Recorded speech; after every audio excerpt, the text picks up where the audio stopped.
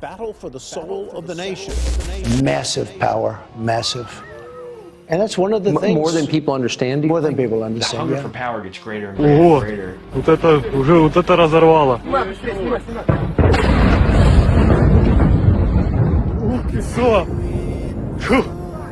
The problem we have, the biggest problem we have in the whole world, and you're going to have a problem the likes of which the world has never seen.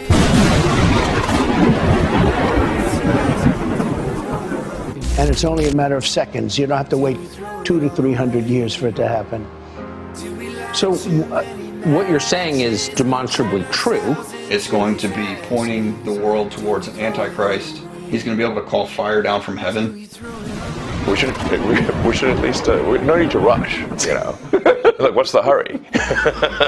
Where's the fire? Fire. He's going to be able to call fire down from heaven.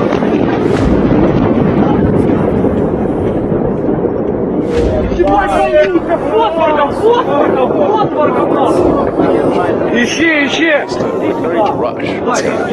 Like, what's the hurry? Where's the fire? To find out what exactly these bright lights in the sky are. There may be it may be wise to have some sort of contingency plan where the government's got an ability to shut down power to these server centers. Like, you don't have to blow it up, you can just cut the power. We will defeat Joe Biden in 2024. MAGA forces are determined to take this country backward. We will rescue our economy. We will crush inflation. We will stop the invasion on our southern border. Backwards to an America where there is no right to choose. On its people, on its laws, on its most sacred values. I mean, if democracy is, government by the people, each person's vote is equal to every other person's vote. I mean, and people are choosing their votes freely. Can you have a democracy with this? Well, that's why I raised the concern of AI being a significant influence in elections. And even if you say that AI doesn't have agency, well, it's very likely that people will use the AI as a tool in elections.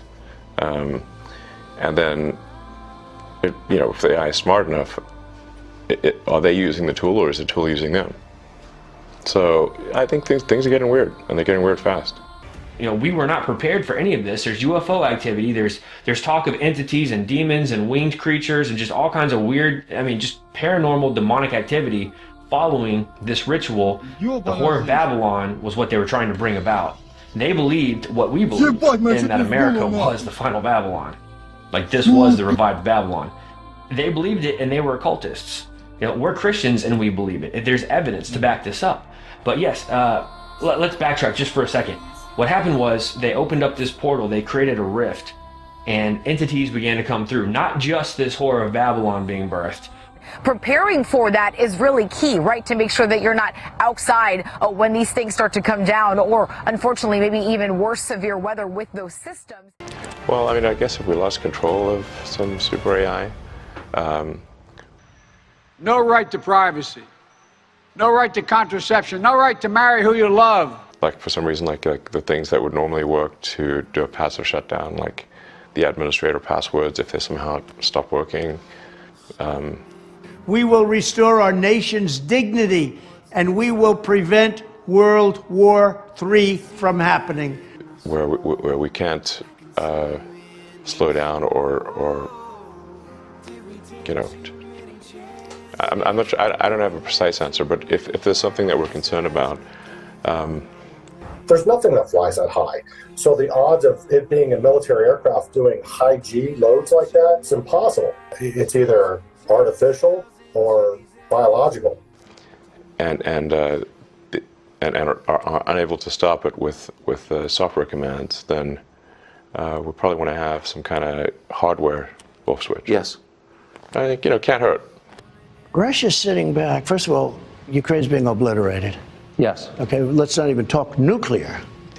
But let's say it wasn't. Let's say they were doing better than anticipated. The entire system is designed to respond to the sole decision of the president. But there is still a potential for war over Taiwan, though at the moment all sides insist they do want to avoid it. hope I'm not going to be right about World War III. Are proving that truth is stranger than fiction. That the president could be a threat to national security. It's not a satellite, it's not a meteor. There's actually very little to stop him.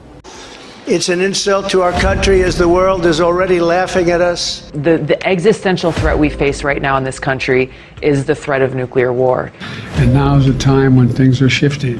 There's going to be a new world order out there. And we've got to lead it. And we've got to unite the rest of the free world in doing it. So for me to answer that question, well, what are you going to do, in the next election? I can't even think that far ahead, because we have people talking very carelessly about, well, we'll use tactical nukes here, we can go to nuclear war, as though they forget what Ronald Reagan said.